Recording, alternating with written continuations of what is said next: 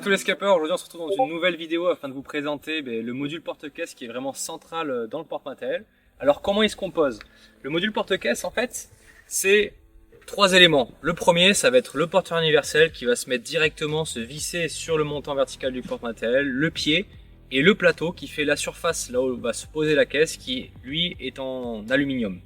Ensuite une fois que vous avez monté le porte-caisse, il va falloir mettre la caisse dessus. Elle est fixée par le bas avec des contreplaques qui permettent en fait de la visser directement sur le plateau, ce qui empêche en fait le vol de cette dernière. Ensuite, il va falloir sélectionner le volume qu'on veut. Donc là, ça va dépendre des équipements qu'on a besoin de mettre. Aujourd'hui, nous, il y a deux standards. Il va y avoir la 100 litres et la 240 litres. Là, vous avez le modèle 100 litres avec une ouverture en façade, qu'on appelle sinon en lave-vaisselle. Donc le principe, en fait, c'est que là, vous allez avoir une serrure qui va sécuriser la caisse. Vous avez une clé qui est livrée avec, vous allez ouvrir et vous allez accéder en fait par l'avant sur votre caisse. L'avantage de ce type de caisse en fait, c'est que vous allez pouvoir garder cet espace ici pour pouvoir cuisiner, poser des choses dessus, mais je vais y revenir un peu après.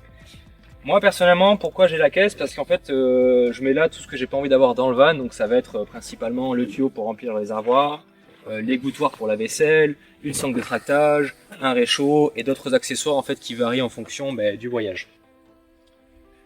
Autre module plutôt accessoire qui est vraiment super intéressant sur le porte-caisse, c'est de pouvoir en fait coupler la caisse au module tablette. Ça va permettre en fait d'étendre la surface de travail sur la caisse. Donc là vous allez pouvoir par exemple préparer vos aliments ici, poser le réchaud là et cuisiner sur la tablette. Ce module là, vous pouvez le placer des deux côtés de la caisse. Nous on vous conseille dans un premier temps de privilégier le côté gauche de la caisse parce qu'en fait quand vous allez ouvrir le bras, la tablette ne va pas venir taper sur le côté du véhicule. Vous pourrez toujours mettre une deuxième tablette, mais il faudra faire attention à chaque fois que vous allez ouvrir le bras pour pas que ça vienne taper sur le côté du véhicule. Donc c'est vraiment un module qui se déplie très facilement et qui vous permet d'étendre vos capacités et votre plan de travail. Ce qui est lié souvent, on met souvent la plaque d'immatriculation sur la partie caisse. Donc quand vous avez une ouverture en type lave-vaisselle, vous allez mettre directement le support de plaque d'immatriculation sur la porte de la caisse. Ensuite, deuxième possibilité, toujours sur le même volume de caisse, ça va être l'ouverture par le dessus. Celle-là, elle est beaucoup plus conseillée quand vous avez beaucoup de choses à mettre dans votre caisse, c'est-à-dire que vous allez pouvoir beaucoup plus la remplir, parce que ça fera plus fourre-tout. Donc là, typiquement, on va retrouver des isolants, ça on sait jamais où les mettre, c'est un bon exemple. Par contre, le seul inconvénient, c'est qu'une fois que vous aurez sorti, par exemple, vous voulez cuisiner sur votre caisse, une fois que vous aurez sorti votre réchaud à poser dessus, il va falloir tout enlever si vous voulez retourner à l'intérieur. Donc c'est le seul inconvénient.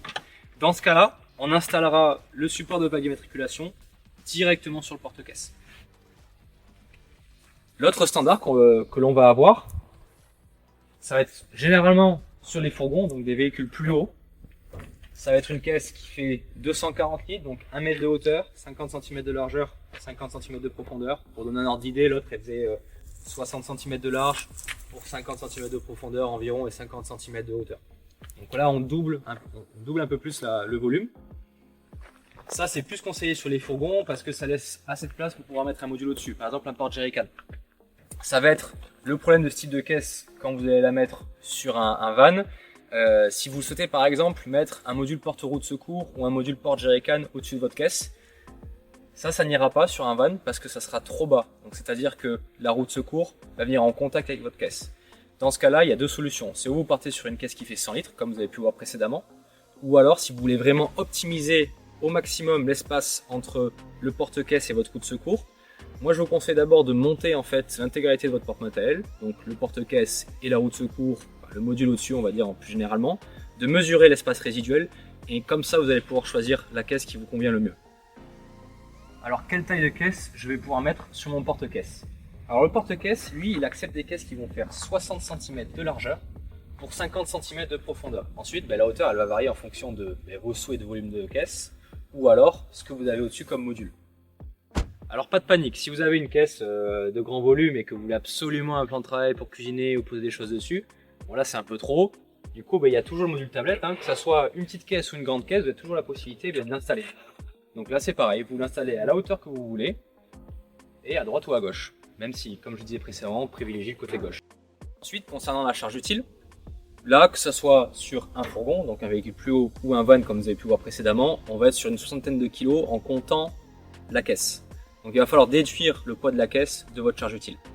Dans ces 3 exemples, vous avez pu voir des caisses avec un thermolacage noir. De base, les caisses peuvent être choisies en couleur brute, donc ça va être aluminium, donc gris brillant.